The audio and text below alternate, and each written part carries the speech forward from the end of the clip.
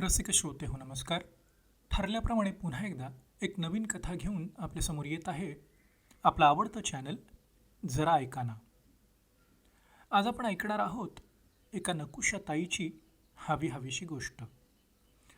रसिक हो, आपण चंद्रावर, मंगळावर, परग्रहांवर पोहोचलो. पण ज्या मनाच्या शक्तीच्या जोरावर आपण हे सगळं साध्य केलंय, ते मन मात्र सूक्ष्म स्तरावर आजही काही संकल्पना आणि धारणा यांच्या तावडीत अडकलेलं आहे. स्त्री जी आपल्या जन्माची जननी आहे, त्या स्त्रीचं नकुसं असणं समजण्यापलीकडचं आहे. एखादी व्यक्ती आपल्याला हवीशी वाटणं किंवा नकोशी वाटणं याची आपलीच काही कारणं असतात. आपल्या सोयीसाठी, आपल्या सोयीनुसार आपण ते ठरवत असतो.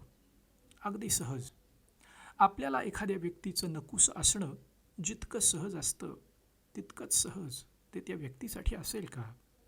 रसिक हो, कदाचित हा विचारही आपल्या मनात शिवत नसेल. पण त्या व्यक्तीचं काय?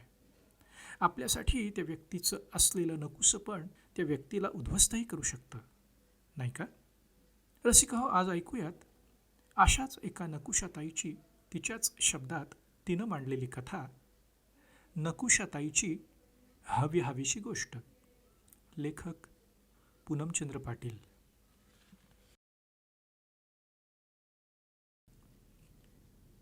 मी बऱ्यापैकी मोठी झाले होते, पण रात्री झोपताना आईकडून गोष्ट ऐकल्याशिवाय चैन पडत नसे.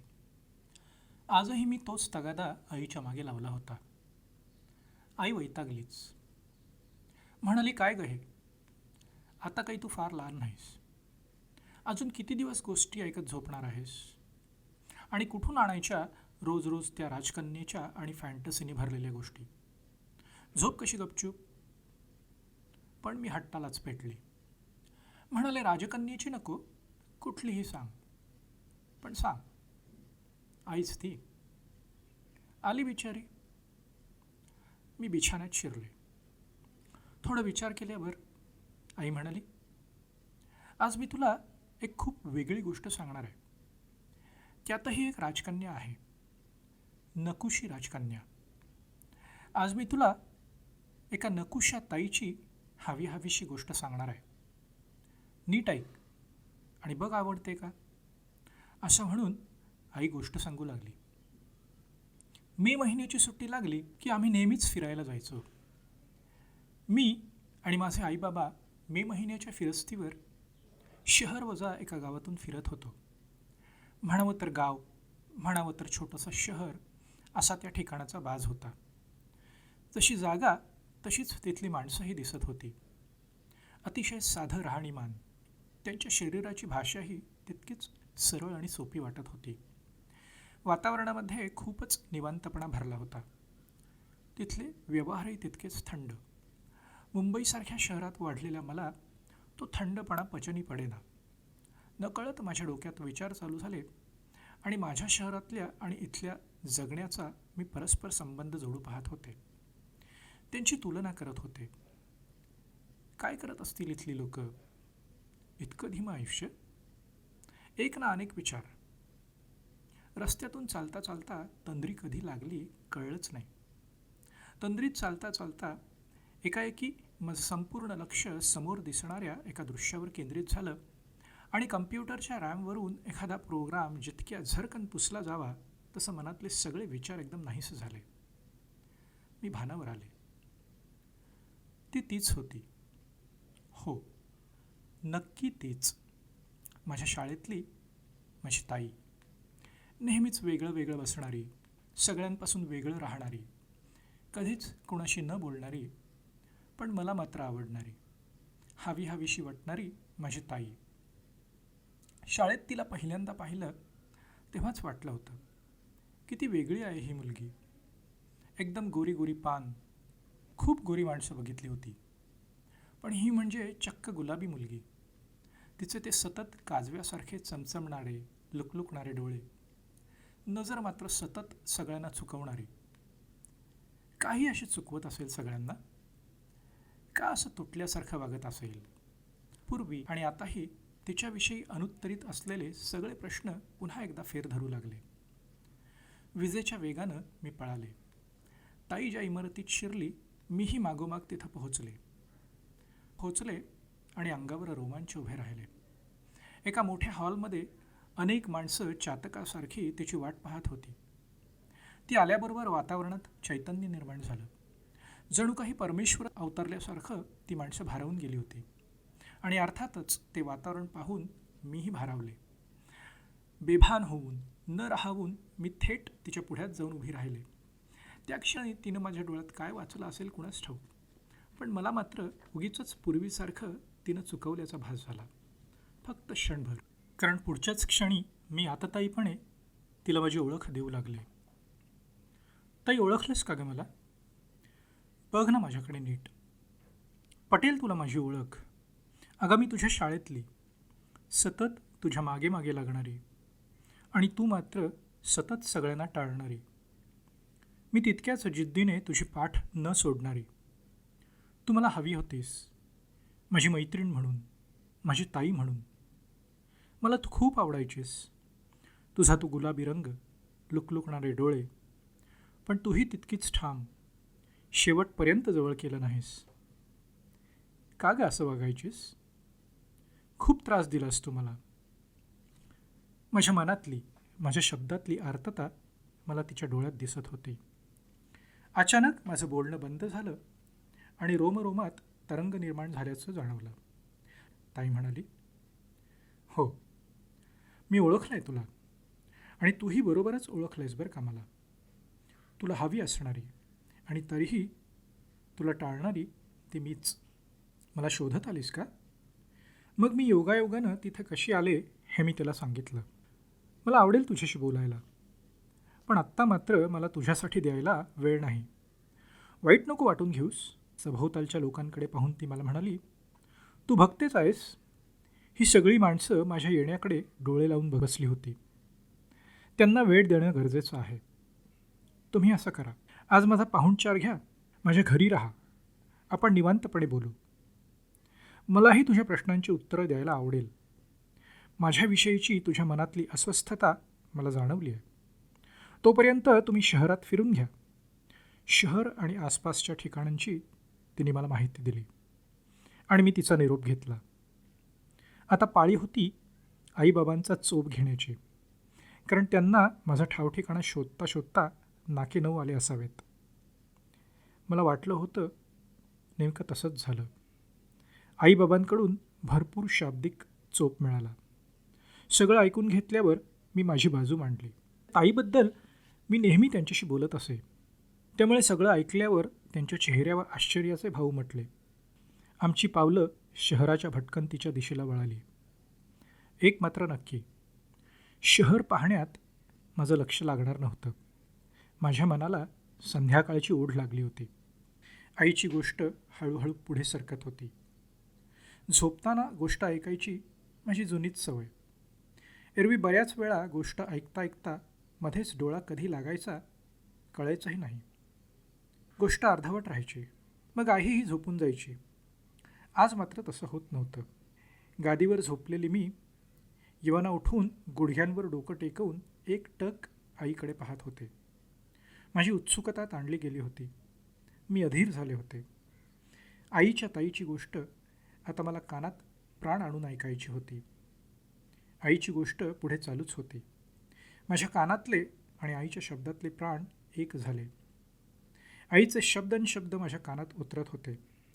आई बोलत होती. ताईने सांगितलेल्या वेळी आम्ही पुन्हा तिथं पोचलो. वेळेत सगळी कामं उरकून ताईसह सगळे तिच्या घरी गेलो.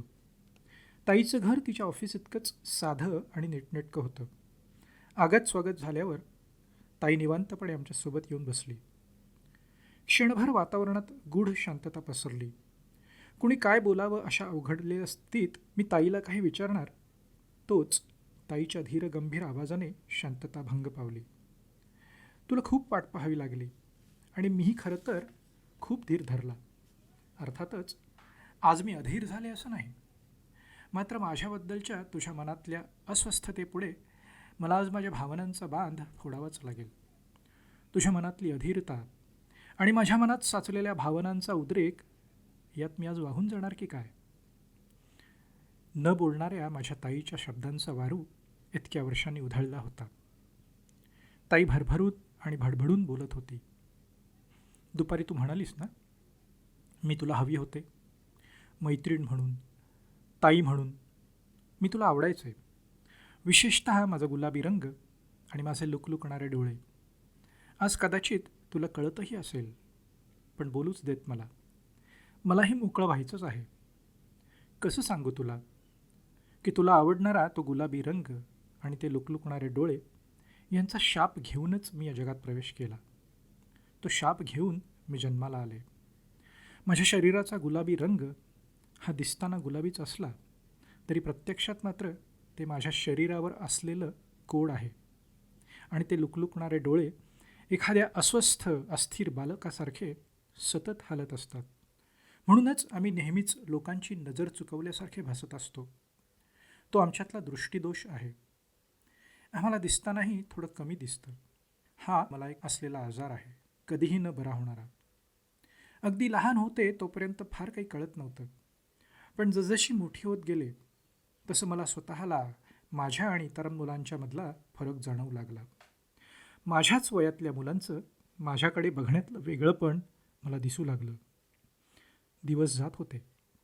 आयुष्यातले सगळे व्यवहार इतरांसारखेच व्यवस्थित चालू होते, परंतु घर, शाळा, जिथं जावं तिथं माझ्या असण्यातलं वेगळेपण अधोरेखित होत होतं.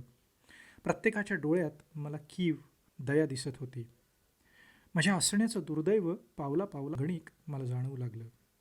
घरचे, दारचे, जवळचे, लांबचे, प्रत्येकाच्या शब्दातून आणि वागण्यातून माझ्या दुर्दैवाचे पाढे वाचले जात होते. खूप त्रास व्हायला लागला. लोकांच्या नजरा आता बोचू लागल्या. त्यांनी दाखवलेली कणव, सहानुभूती नको वाटायला लागली. सगळ्याच गोष्टींचा उबग यायला लागला. माझ्याच आयुष्याचा मला आता उबग यायला लागला. दुर्दैवाने आयुष्य किंवा जगणं याचे अर्थ न कळण्याच्या कोवळ्या वयात ही अवहेलना माझ्या नशिबी येत होती. होय, नशिबीच. दुसरं म्हणू तरी काय. क्षणाक्षणाला मी मरत होते. नजरांनी, शब्दांनी आणि वागण्यानेही माणसाला मारता येतं हे आता कळायला लागलं. घरातली परिस्थिती फार वेगळी नव्हती. माझ्या दुर्दैवाच्या फेऱ्यात तेही नकळतच अडकले होते. मी म्हणजे कुठल्या तरी जन्माचं त्यांच्या वाट्याला आलेलं पाप अशी त्यांचीही समजूत होत होती. लोकांच्या टप्प्या टोणक्यांनी तेही हवालदिल झाले होते. त्याचा सगळा राग माझ्यावर निघत होता. घरातही तीच लांछनं, तीच अवहेलना. सगळ्याच बाबतीत विनाकारण माझी तुलना होत गेली. माझ्या अस्तित्वावर, माझ्या क्षमतांवर बोटं ठेवलं गेली. माझं कुचकामीपण, माझं नकोसंपण अधोरेखित व्हायला लागलं. आता मात्र मी कोसळले, उन्मळून पडले. माझ्या स्वतःबद्दलच्या धारणा तयार होऊ लागल्या. मी मलाच कुचकामी ठरवू लागले. स्वतःबद्दल मनात प्रचंड राग, घृणा तयार होऊ लागली. मी स्वतःला इतरांपासून आणि स्वतःपासून तोडू लागले. पुन्हा त्याचाही त्रास होऊ लागला. बाहेरून कितीही वेगळी वाटत असले तरी आतून शेवटी तुमच्यासारखीच एक माणूस होते ना. आतमनात खोल खोल खदखदायला लागलं. प्रचंड खळबळ माजली, अस्वस्थता माजली. डोकं सतत भणभणलेल्या अवस्थेत असायचं. सगळं असह्य झालं. लांब कुठेतरी जाऊन ऊर फाटेपर्यंत ओरडावं, मोठ्यांदा टाहू फोडावं असं वाटायला लागलं. आणि गेलेच एके दिवशी लांब पळून, सगळ्यांपासून लांब, एकांतात. ऊर फाटेपर्यंत रडले, मोकळी झाले. स्वतःबद्दलची, लोकांबद्दलची सगळी भडास हुकून टाकली. हलकं हलकं वाटायला लागलं. खोलवर शांत वाटायला लागलं. निशब्द, नीरव आणि असीम शांतता. त्या नीरव शांततेतून माझ्या आतून एक अनपेक्षित, अनभिज्ञ आवाज माझ्या कानावर पडला. काही गोष्टी स्पष्ट करणारा आवाज, स्वतःच्या अस्तित्वाचं मूल समजावून सांगणारा आवाज, स्वतःचं वेगळेपण खऱ्या अर्थानं अधोरेखित करणारा आवाज, माझं आयुष्य फक्त माझ्यासाठी जगण्याचं आव्हान देणारा आवाज, जगाच्या धारणा, संकल्पनांना छेदून भेदून टाकण्याचं बळ देणारा आवाज. स्वतःच्याच जळलेल्या राखेतून मी पुन्हा उभे राहिले, फिनिक्स भरारी घेण्यासाठी. माझ्या पंखांमध्ये आता माझं बळ होतं. मनामध्ये सकस विचार, विश्वास आणि निष्ठा होती. त्या क्षणाला माझ्या दुर्दैवालाच सामर्थ्यात बदलण्याची ताकद माझ्यात निर्माण झाली. ही सगळी पुंजी घेऊन मी रोजच्या जगात परत आले. तिथून पुन्हा मागे वळून पाहिलं नाही. सगळं लक्ष फक्त स्वतःवर केंद्रित केलं.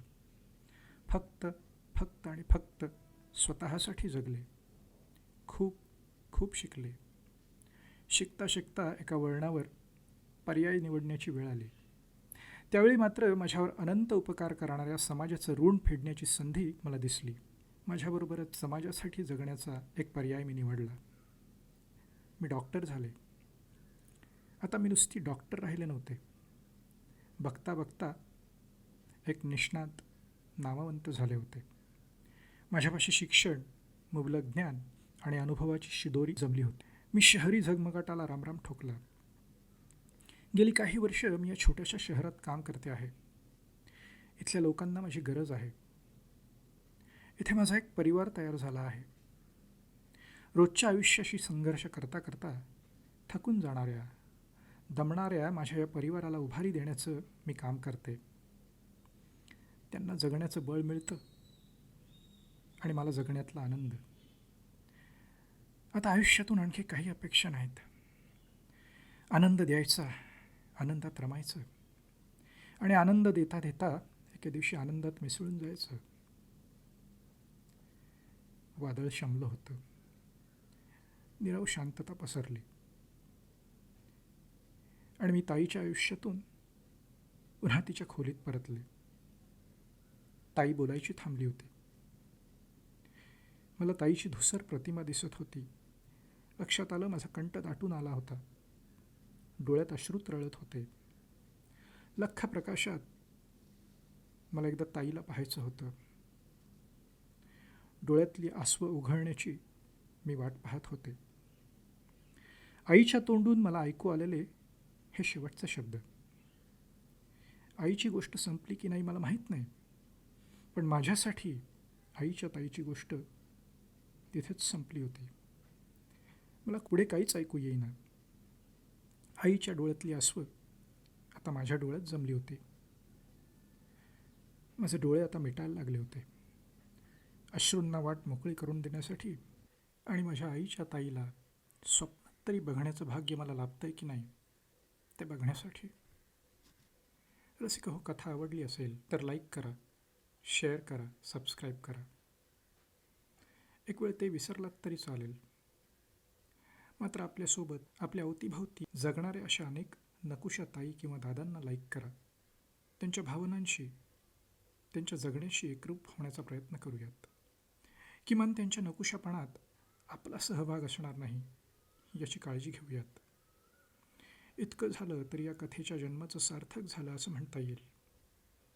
कारण जन्म कधी, कसा आणि कुणाच्या पोटी घ्यायचा हे आपल्याला नाही ना ठरवता येत.